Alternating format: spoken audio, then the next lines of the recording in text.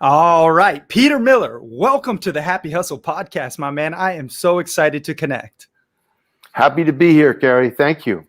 I mean, this is such a privilege. I am so grateful for your time, Peter. I know you have been in the publishing world and been a literary and film manager for over 50 years, or 48, just about. You know everything to do pretty much with publishing and telling your story. And I thought it'd be such an amazing opportunity to share your wisdom with the happy hustlers out there and really inspire people who do have a message and want to reach a broader audience. So thank you for coming on the show and sharing your wisdom.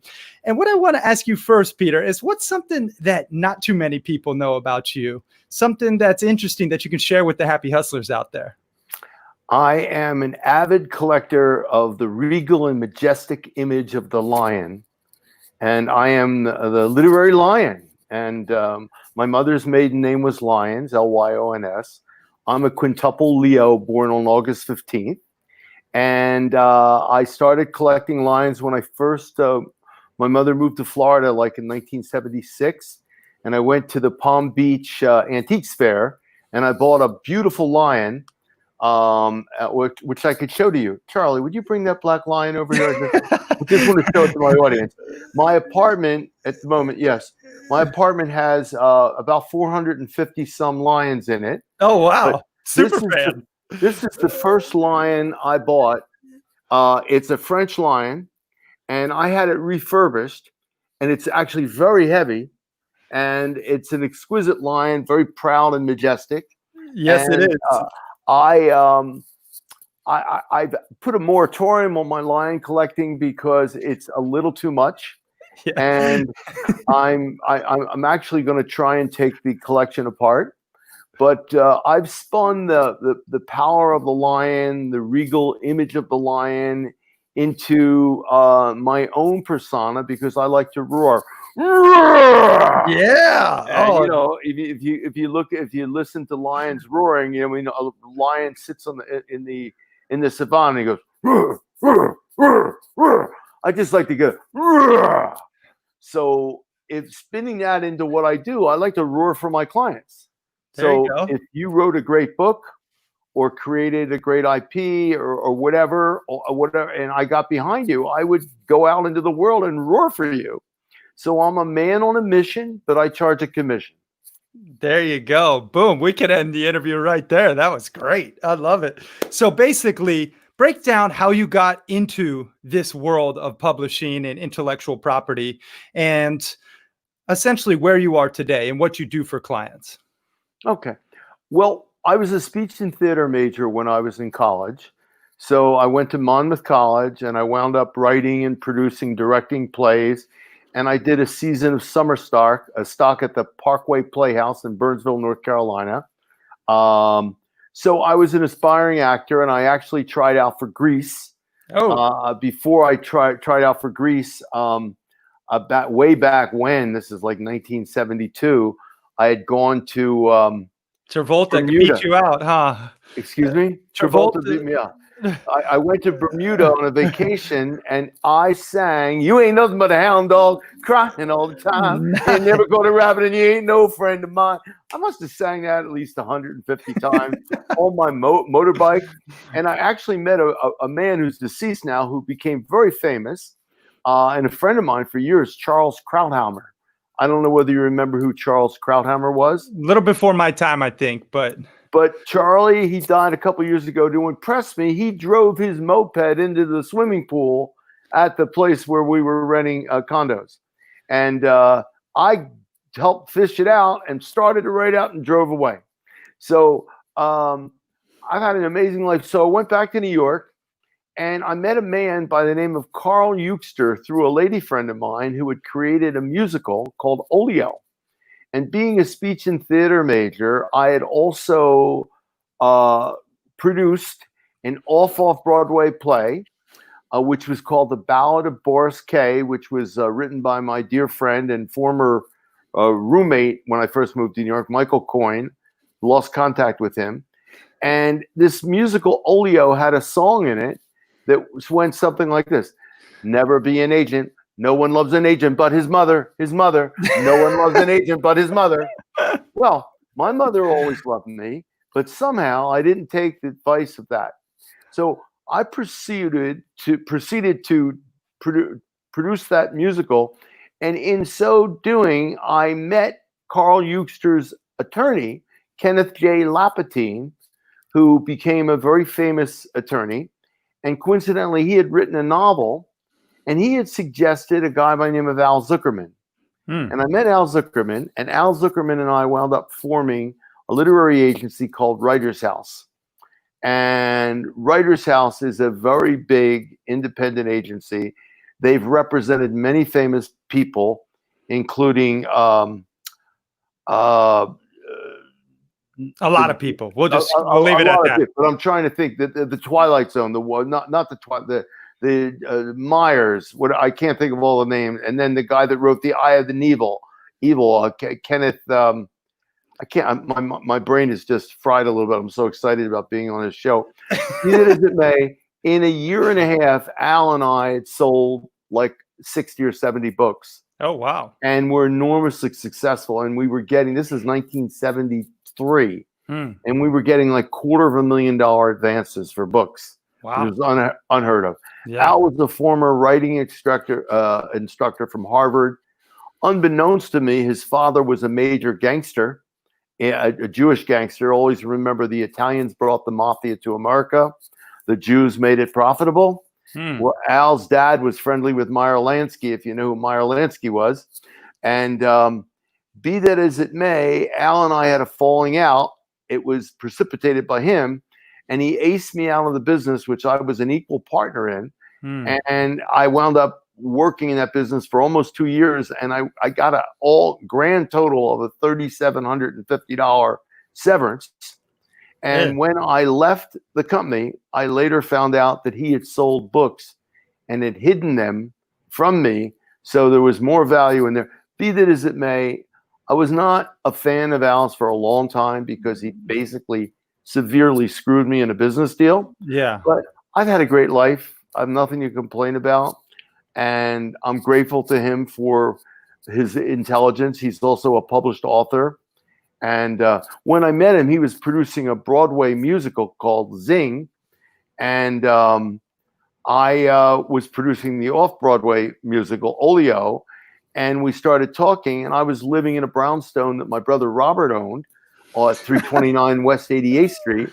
And there were a couple writers living in the brownstone. So that's how it started.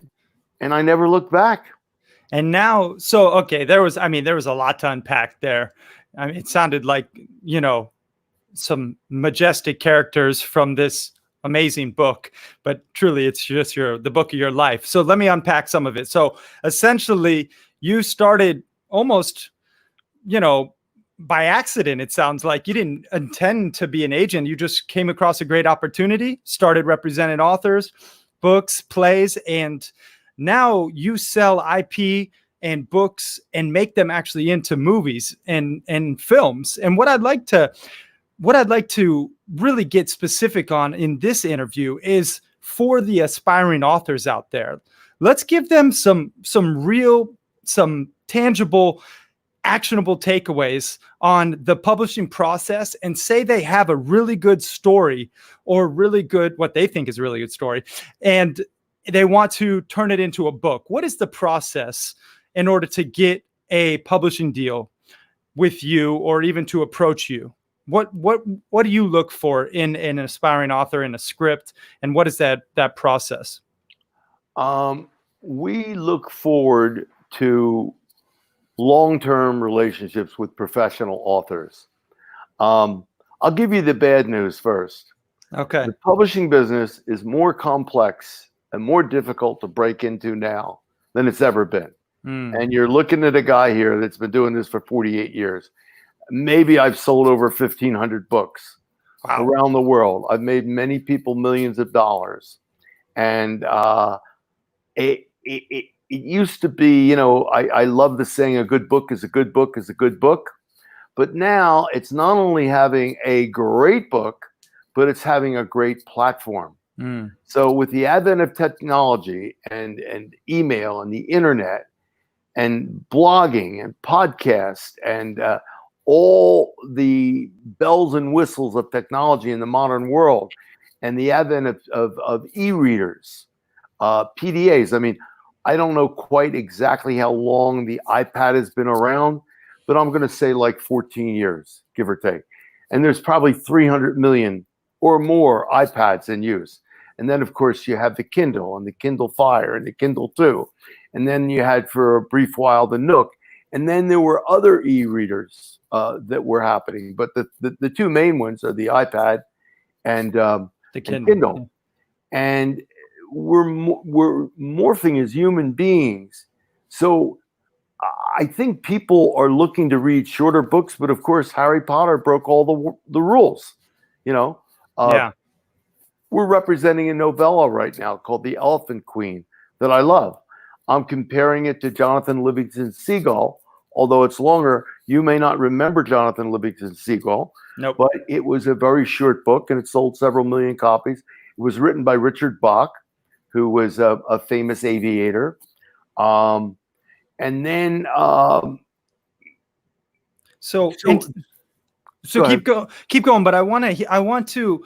So you basically said that right now it's more difficult than ever to break into the publishing world.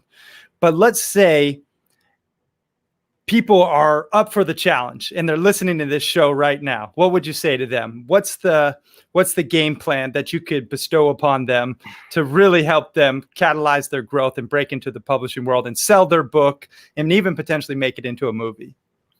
Well, they have to do essentially two things. They've got to write a great book, and they have to have the God-given talent, not be a great typer, but a great creator. Okay. I mean, books are works of art, and all reading for me should be entertaining. I didn't read A Brief History of Time because it was inaccessible to me. I don't know whether you ever tried to read it, but it sold like 12 or 14 million copies. Al Zuckerman represented it. He's deceased now, but every now and then a book like that will appear. It'll become enormously successful.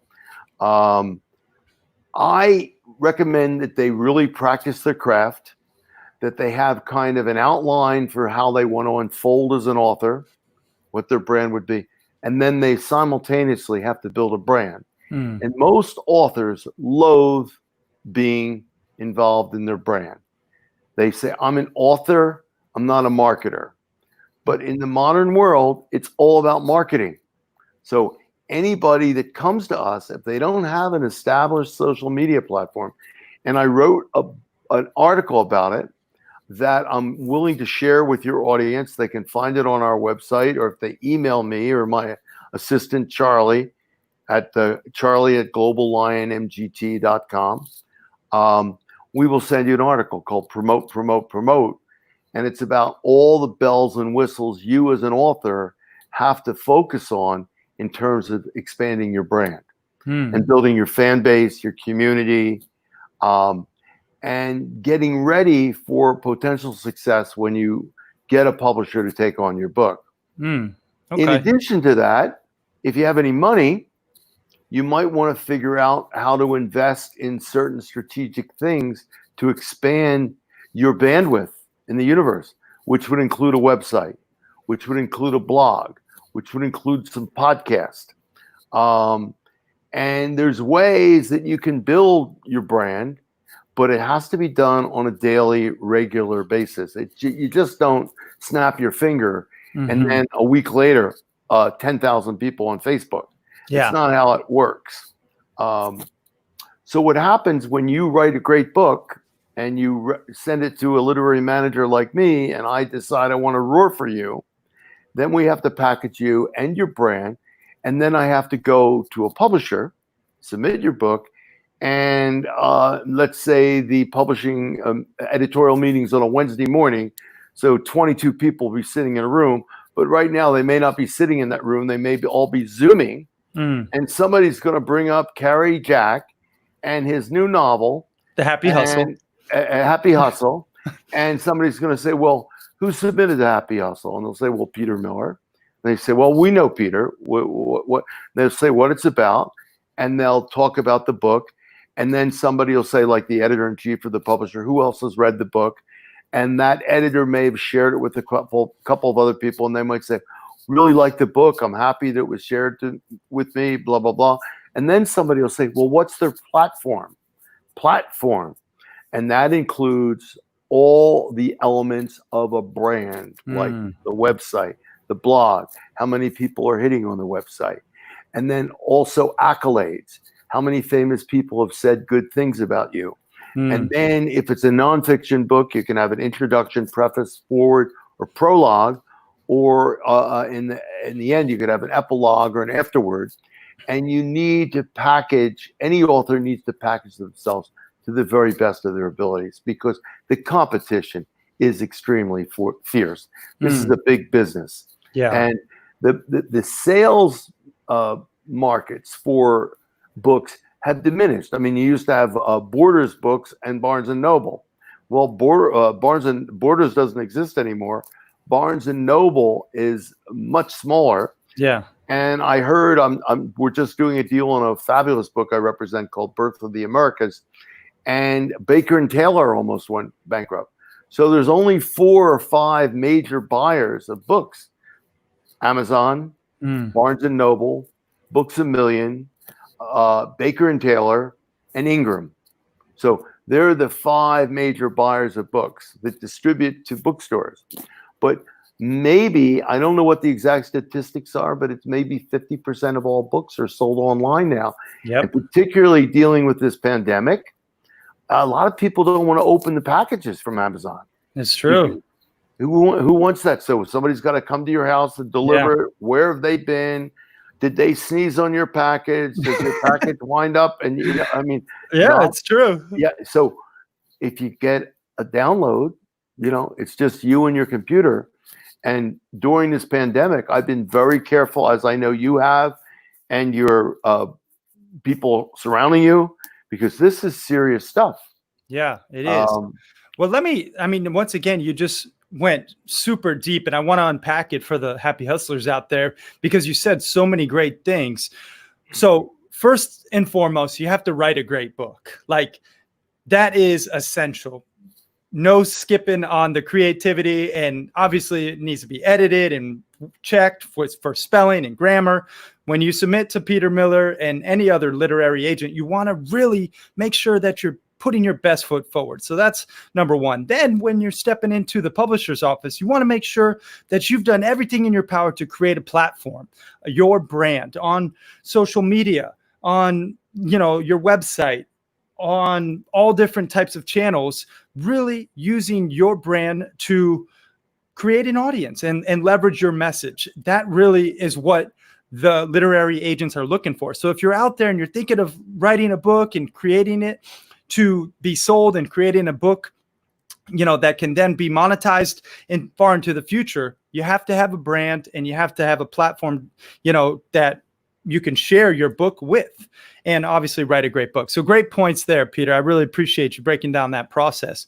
What does a typical book deal with you look like, just in terms of like dollars and cents and commissions? Like, what is the typical standard, if there is such a thing, for an author in terms of what percentage they own of their book? What percentage do you own? What percentage does the publisher own? Can you break down that process? Yeah, it's real simple. I'm on automatic pilot in that regard, because I've been doing it forever. Mm-hmm. Essentially, a relationship between an author and a literary manager, such as myself. I call myself a manager because I've also produced movies. And I'm also entrepreneurial, and I've invested in books, I've packaged books. So it's a little different than the traditional literary agent, which the traditional literary agent really doesn't exist anymore. But I mean, it may exist to a certain extent, but I'm from the world where you wore a tie and a suit or a sports coat to lunch. And if you could handle it, you had 2 or 3 martinis or Manhattans. Those days are long gone. So I work on essentially a 15% domestic commission, which means the United States and Canada. So if I sold your book in the United States or Canada, I get 15%. And if in the negotiation with the U.S. publisher, we kept foreign, and I was the broker of the foreign rights, I would get a 25% commission. Okay. And out of that 25% foreign commission, I pay the foreign agents we work with, because I always try to earn a 15% commission. Very few agencies charge a 10% commission. And some agencies charge a 20% foreign commission. And I charge a 25%. And the reason I'm a little bit more expensive is I'm good. And I always try to get my clients more money. I'm in a battle right now where we're closing a publishing company, a deal today for a great book. And part of it was my client was going to buy 5,000 copies. Well, originally it was $12 a copy for the 5,000 copies. So you can do the math. That's 60,000. Well, we're now at 40,000. So I've saved them $20,000 on the acquisition of books. The business of negotiating a contract between the author, let's say you're the author, and a publisher is what I do for a living. I'm a pro at it. Mm-hmm. And usually publishers pay a royalty on the retail sales price of the book. There are two kinds of deals. Well, actually three kinds. There's a royalty on the retail sales price of the book. There's a royalty on the net sales price of the book, which I don't like. And then there are profit sharing deals. So I've done all three, preferably retail sales of the book. And usually in the old world, publishers would pay advances. I mean, I made a deal once for $5 million advance for a client for a 4-book deal. I made another deal for a $3 million advance. I made another deal for a $1.4 million advance. These days are not here anymore. I have one book that I represented. The most successful book I ever represented was called Princess, the true story behind the veil in Saudi Arabia. That book has made over $4 million in royalties. Wow. It was published in 1992, published in 28 countries, a literary guild main selection. Your audience may not even know what a literary guild main selection is.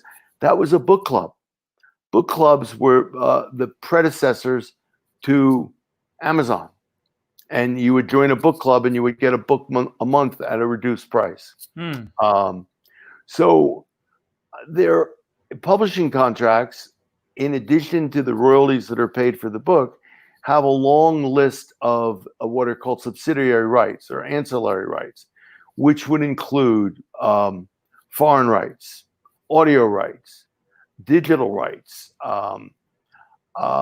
dramatic rights, film, television, and also first serial rights, which is the right to publish it before it is a published book, and second serial rights and syndication rights.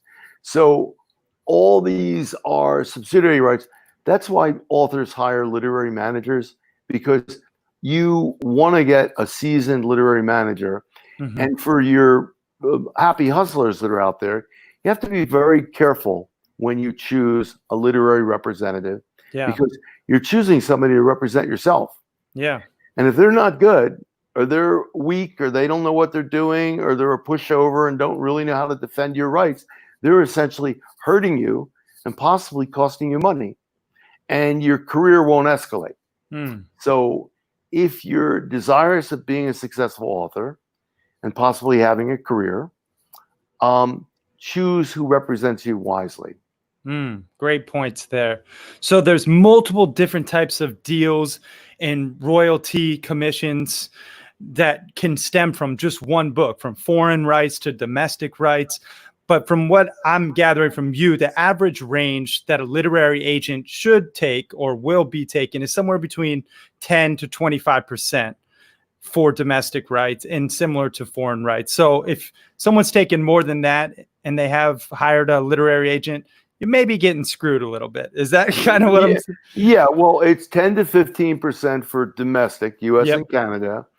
And 20 to 25 for foreign. I charge 15 domestic, and I've made many people millions of dollars. So you're worth it. I don't think they're complaining. And I'm an old-fashioned literary guy. I'm in the business of practicing maximum integrity. I run a small boutique shop now, but I love what I do. I'm never not going to do what I do, because Quite frankly, I don't know how to do anything else. But my world has changed. I love to go to California. Yeah. And for example, I'm taking the month of July. I just rented a house in Connecticut, and I was going to fly to New York and then go into New York and then go out to Connecticut. I'm avoiding New York Yeah. right now. I'm just Probably a good idea. just going to fly to Connecticut. Why go through all that possibilities until this pandemic Yeah. burns out completely? I'm going to be with my family. We're going to be a beautiful house, very close to the water, all that. Nice. So, so thank God for technology. Yeah. Um, I agree. I've been on more Zoom meetings. Thank God for Zoom Yeah. and WhatsApp and FaceTime. Yeah. We're lucky. So now we've got to adapt to the modern world. Yep. But we need writers, we need authors to create opportunities for us to escape. Because why was Twilight so successful? Vampires, a whole series of vampires. We had a vampire invasion. Mhm. People wanted the escapism. Yep. When you get involved in the world of vampires, or you get involved in that fantasy, or if you're reading any book, it could be a book about the human condition. If it's extremely well written, it triggers your brain to enjoy what you're reading and gives you an opportunity to escape. Yeah. So during hard times, people are going to read more. And, That's a good point. and turn on Netflix. Yeah. And Amazon Prime. Yeah. Very true. Well, I definitely know you are a man of integrity, especially because, Stephanie, my girlfriend, works directly with you and has spoken very highly. That's why I wanted to bring you on the mic and share your love and light with the Happy Hustlers. And I really am grateful because I've learned a lot already. Now, one thing that I hear a lot, especially from authors in this modern day and time and aspiring authors, is, do I go the traditional publishing route or do I go self-publishing route?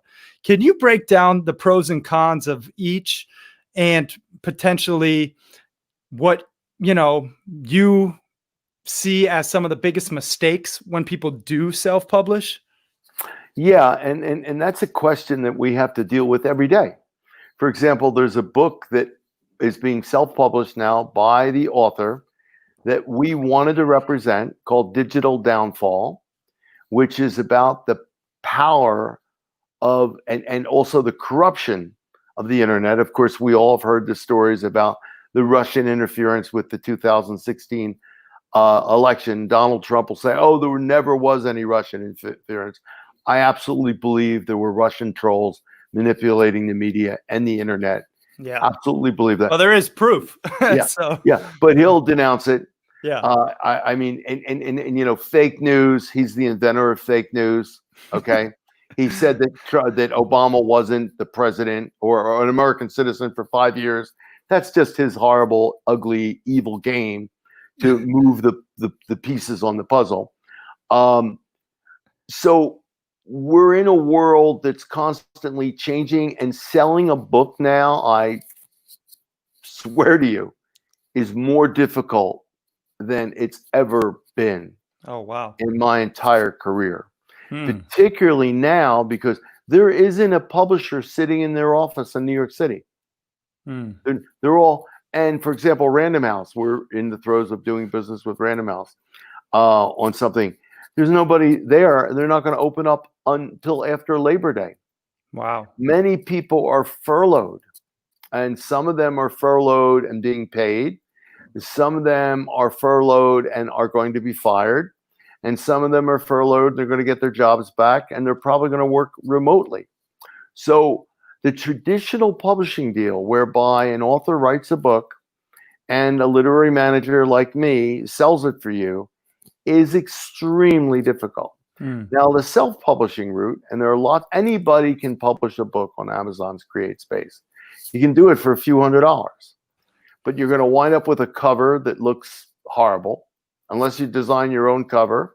And covers are really important because, remember, books, if they're in a bookstore, are a point of purchase sale, and something about that cover has to be catchy, extremely professional. I mean, I've been involved with book covers that cost $25,000 to create. Wow. They used to spend $5,000 for the author shop. Wow. Okay. when there's big money involved. And now Mhm. everybody has an iPhone. They Yeah. can take their own authored shot. So you've got to be very careful in self-publishing your book, because most self-published books look like shit. They do not look professional. Yeah. The author does not have the experience to choose the right type. The type is too big. The margins are not right. They don't choose the right paper. Um, every mistake imaginable can be made in self-publishing your book. If you work with Amazon's Create Space, they have a formula. The problem with Create Space, to my knowledge, is you can only get a trade paperback book. You can't get a hardcover. And the problem with trade paperback books for me is that when you get that book and you read the first 20 pages, the cover gets dog-eared. Mm-hmm. So I always prefer hardcover books, or what's called paper on board, where they laminate the book jacket to the hardcover. And that's a durable book. And when you put it back on your table, it'll be flat. It won't be all curled up and, look ugly. I love books. Books are works of art. They are. So if you self-publish your book, you still have to have a platform. Yep. You have to have a social media engine to drive, and attract people to your blog, to your website. You've got to do regular podcasts. You've got to do a book trailer, maybe. Mm-hmm. It's a lot of work. Yeah. Not every author has the ability to be professional marketers. That's why Stephanie's so good. I mean, I'm grateful to have Stephanie Mm-hmm. to have her guidance, because she cares. Mm-hmm. She cares about her reputation, and she has integrity. Mm-hmm. And I normally don't work with people remotely, but I trust her. Mm-hmm. And trust is the most important thing in any relationship. I agree. And I can talk about the psychology of how I choose clients if you want, but whatever you want me to talk about, Well, I'm happy to talk about book deals, movie deals, cable deals, audio deals, digital content deals, whatever you like. Well, that was great. I mean, just to unpack some of what you said, in terms of self-publishing versus traditional publishing, what's most important to remember if you are going to sell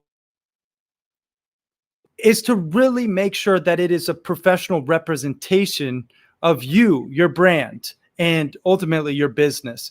Making sure that the cover is properly created, making sure that your pages and your font size and your grammar and everything is on point, because people now don't tolerate misspelling or, things online that just aren't professional.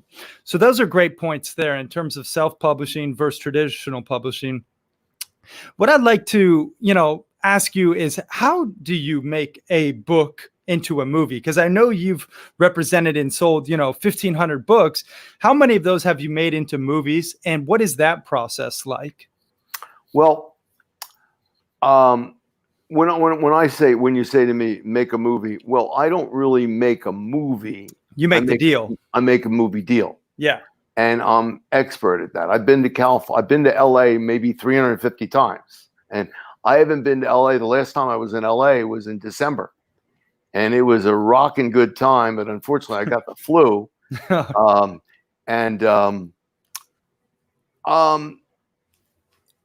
never metamorphosis I didn't like. And the metamorphosis of a book into a movie is a magic trick. I saw a movie last night called Winn-Dixie, Breaking Winn-Dixie. What was the name of it?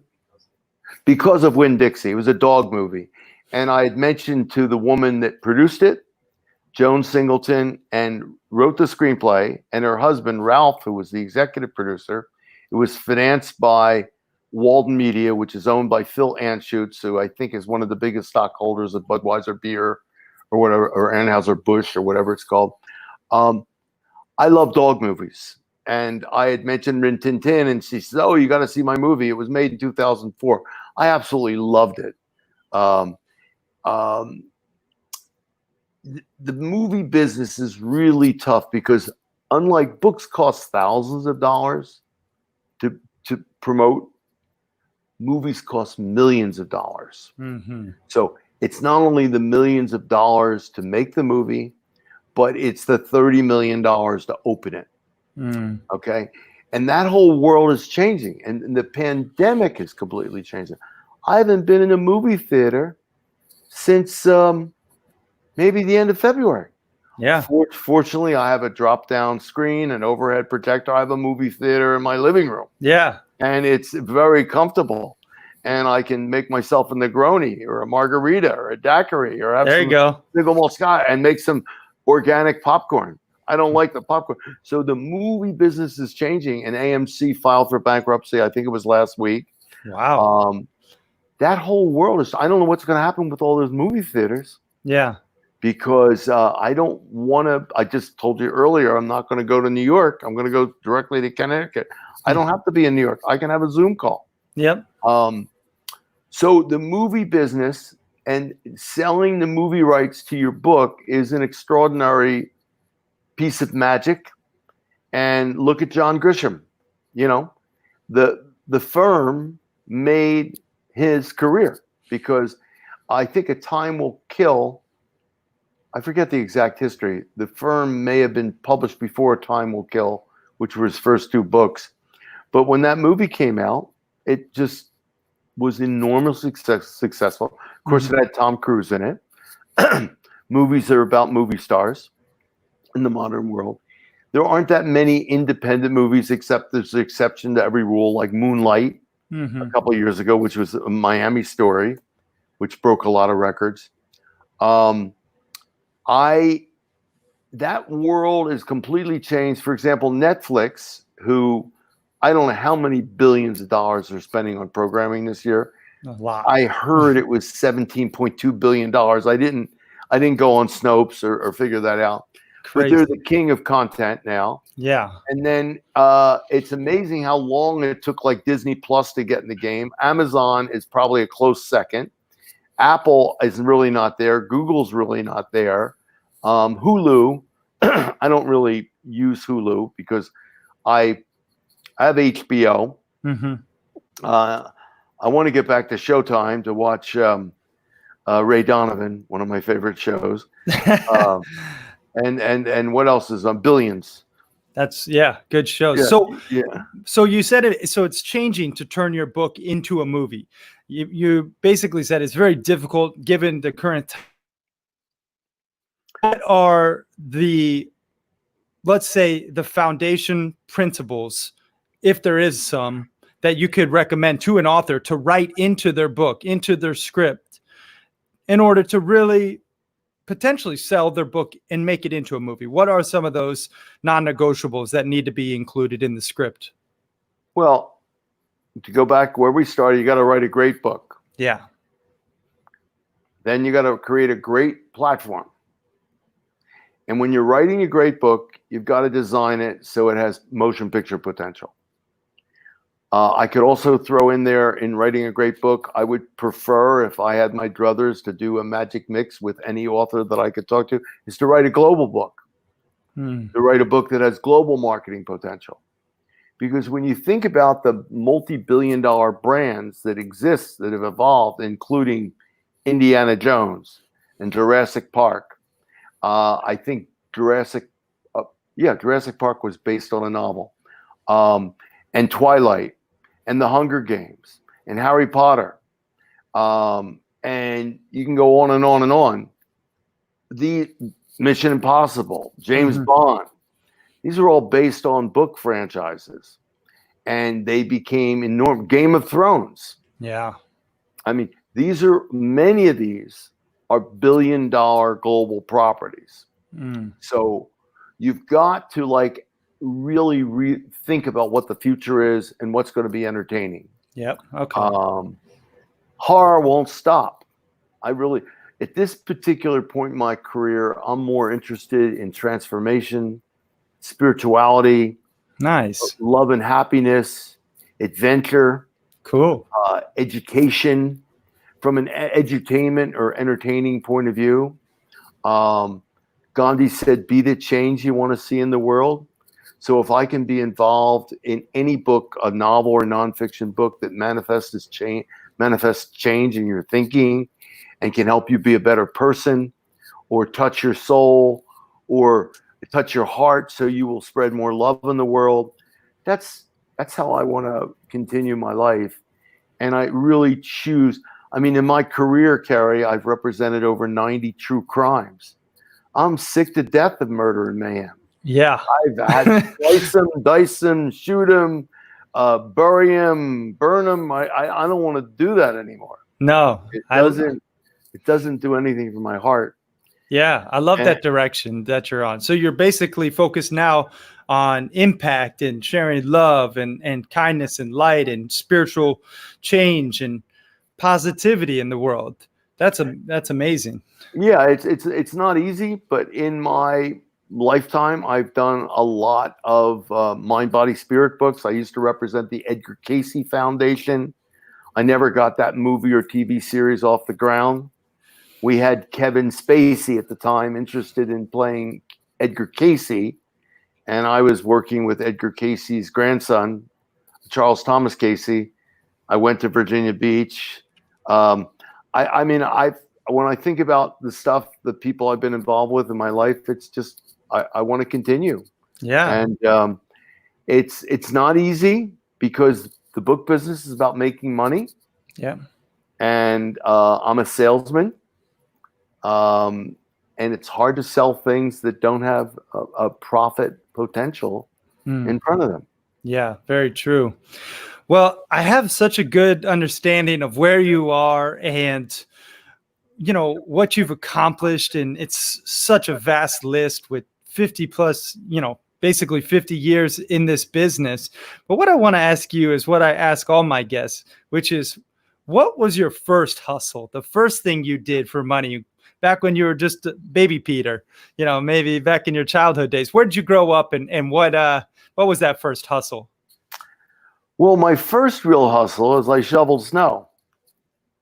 And I would get up early in the morning if there was a snowstorm, and I had a couple of accounts.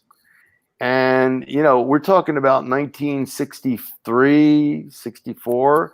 And if I could make $20 on a snowy morning and I would come home, my mother would have a hot lunch for me. I always look forward to those homemade mashed potatoes and gravy and maybe some turkey or some chicken. Sounds good. After working my butt off.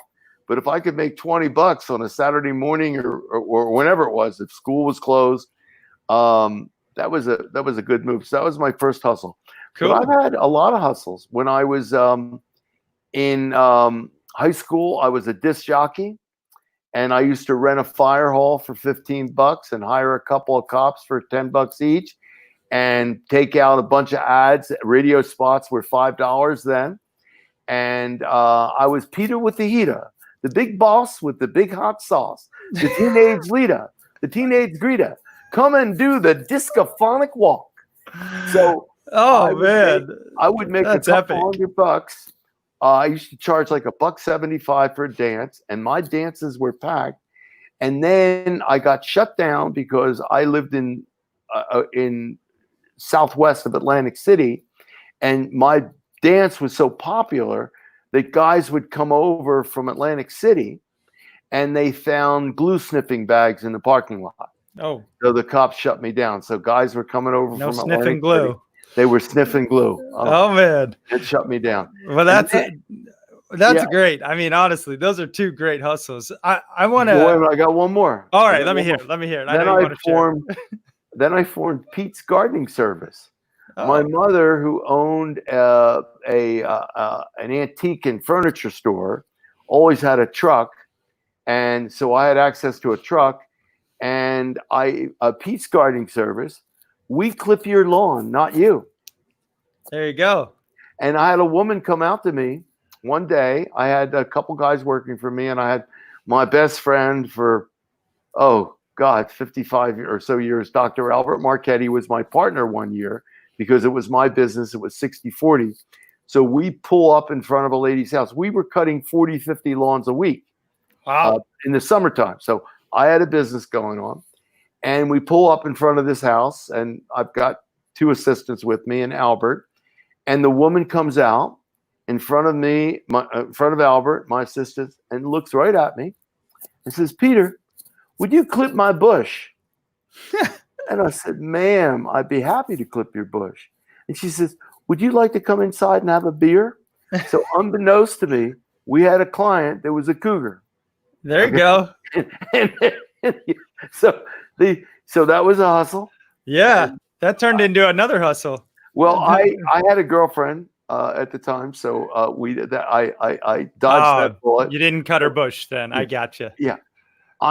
If you wanted me to pull up my sleeve, I've got like 23 watches on this one and 23 on this one. I'm a salesman. I'm a born salesman. My mother always used to say, "Son, if you can sell it today and make a profit, sell it. You'll sell something tomorrow." Yep. You would say, "Son, there's a buyer for everything." There you go. God bless you, Mom. Yeah, for real. Well, those were awesome hustles. Thank you for sharing those. I want to ask you a couple more questions. Then I'm going to get into the rapid fire round, and then we're going to wrap this interview up.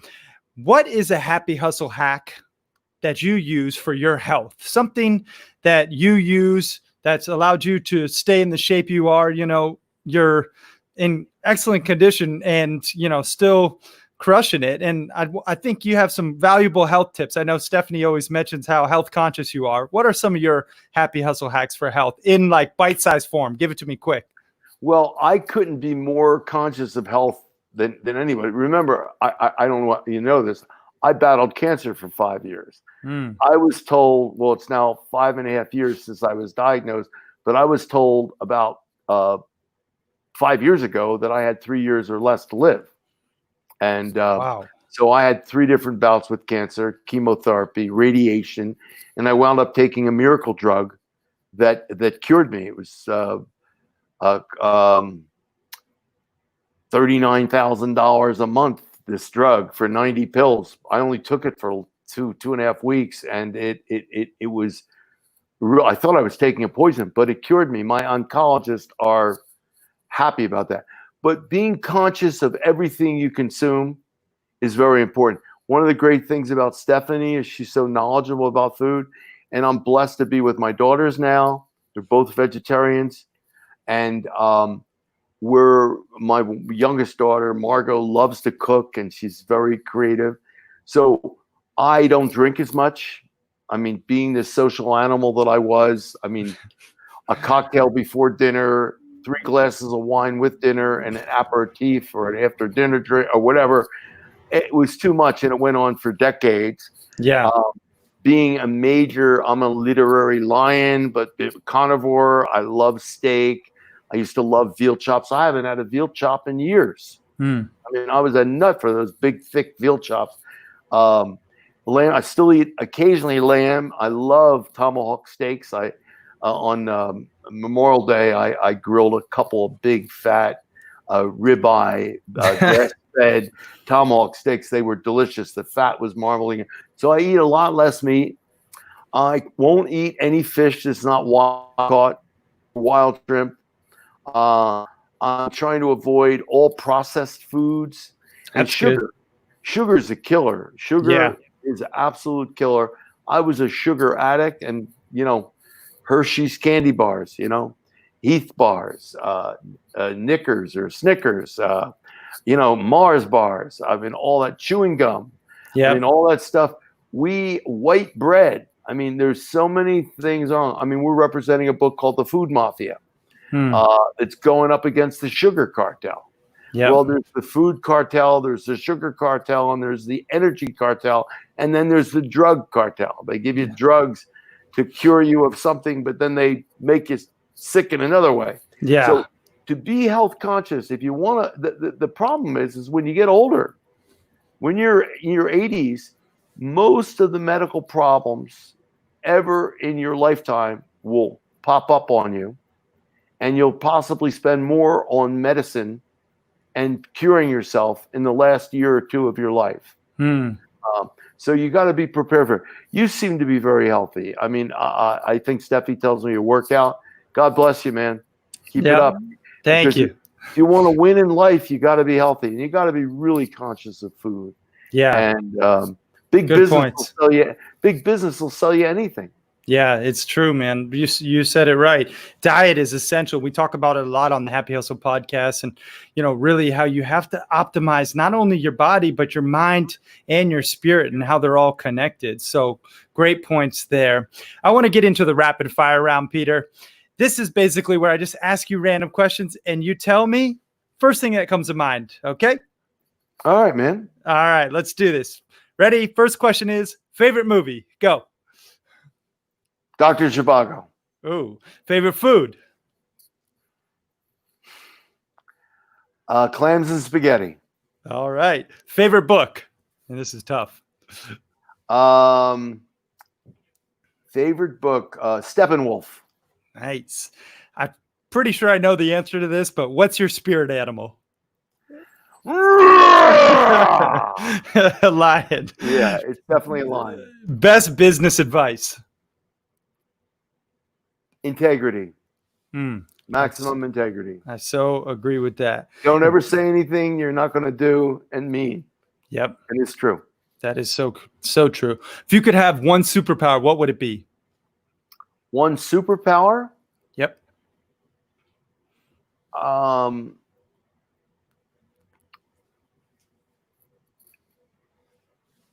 So rapid fire round, Peter. Boundless love. Boundless love. Nice. I like it. One word you wish to be synonymous with your name for the rest of your life. Integrity. 3 things you're most grateful for right now in this moment. My health, my family, and my freedom. Great job. Crush that rapid fire round. All right, Peter, where can people go to find out more about you, to find out more about Global Lion, and to potentially even connect? I know you have an amazing newsletter that people could sign up for and get awesome author advice. Give us some links and some websites or your social media profiles where people can find out more about you. Well, they can go to YouTube and type in Peter Miller - the Literary Lion. There are many other Peter Millers out there. But only one literary lion. Yeah, to my knowledge, there's only one. So it's Peter Miller - the Literary Lion, and a bunch of stuff will pop up, including some clips about the publishing business. I also have a favorite film on there. If you type in Jackson Pollock, Peter Miller, it's a homage to my late brother, Robert Miller, who was an art dealer. Love that. We have a website, which is the full spelling of globallionmanagement.com. Okay. Global Lion Management, MANAGEMENT.com. And my assistant, Charlie, does a great job. He's been with me for a couple of years. I don't know what I'd do without him. I'm dependent on Stephanie now for her sage advice. Charlie's website is Charlie. His email, yeah. Yeah, his email, charlie@globallionmgt.com. If you go to our website, you can find a link to the article I mentioned, promote. And there's a way you can sign up for our newsletter on there. And also, you can always call us, 754-222-6948. I mean, I come from a world where I used to get maybe 75 phone calls a day. Wow. I still get an enormous amount of emails. I used to have 9 people working for me, and all the submissions would come in. The mailman would bring a big canvas bag full of mail every day. So I was getting around 500 or so pieces of mail a week. Wow. So we used to have cases of unread manuscripts in my office. I'm visualizing that now. That's changed because everything's digital. Yep. We're extremely selective about representing anyone. Okay. I have a very good acumen for choosing people that are trustworthy and honest and sincere, and that don't have a lot of baggage. I don't represent murderers. I don't represent pornography. I don't represent poetry. There's a couple of things I don't represent. And now you're more focused on impact too. So if you have a spiritual book or something of positivity or love or consciousness. Now that's more your realm, correct? Yeah, and that's wrapped in the package of a brand. Yep. So if somebody has long-term goals to build a brand, because it's just not writing a fabulous book, it's being able to market it too. And Gotcha. that's the thing that really a lot of writers don't want to hear. Mm-hmm. But I can't represent somebody that doesn't have a brand. Now we're trying to do something now with a very famous actress like Angelina Jolie. Somebody we know wrote a great book. Stephanie's read it, called Seed and Spark. But he's not that famous. But if we get Angelina Jolie involved, or Malala, or Greta Thunberg, or somebody with a brand, then it'll be a much more attractive package. And by the way, publishers right now are only buying big stuff. Yeah. They're not looking at little stuff, particularly during the pandemic. When things settle down, they'll get back to a more traditional publishing program. But right now, if you want to sell something, you need to sell something great that has something, that maybe has some cachet involved, i.e. a famous name. Okay. Well, that's good to know. So globallionmanagement.com.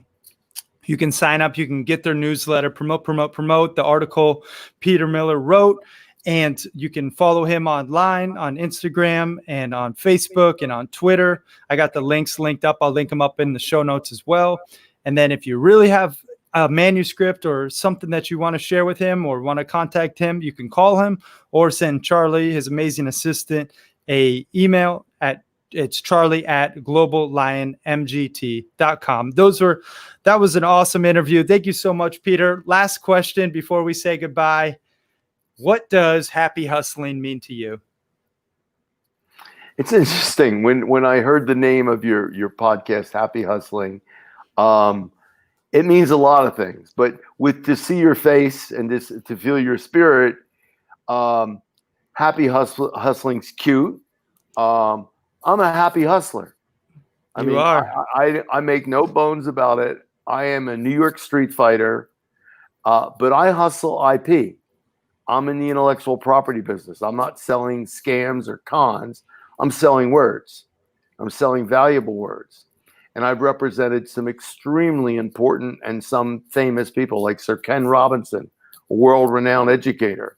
The great Vincent Bugliosi, most famous prosecutor in America. He wrote Helter Skelter, sold over 7 million copies. He's written 3 #1 New York Times bestsellers. Wow.